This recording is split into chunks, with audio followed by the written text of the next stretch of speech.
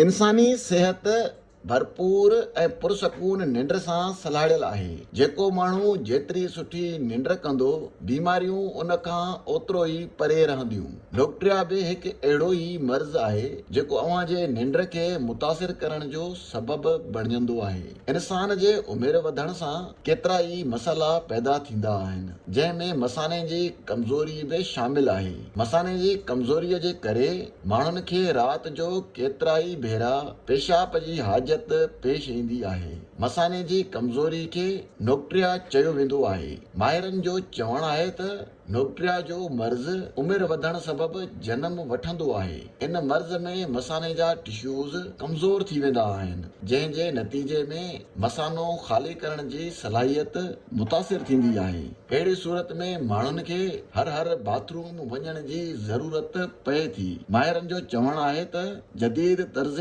ज़िंदगी ऐं खाधे पीते जे आदतुनि सां बि इहो मर्ज़ थींदो आहे। घणा माण्हू मसरूफ़ियत सबबि पाणीअ जो इस्तेमालु घटि कंदा आहिनि। माहिरनि चयो आहे त जेकॾहिं हिन मर्ज़ खां बचिणो आहे त ॾींहं जे वक़्तु घणो पाणी पीओ ऐं सुम्हण खां 3 कलाक अॻु 330 मिलीलीटर यानी रेगुलर बोतल खां वधीक पाणी न पीअणु घुर्जे।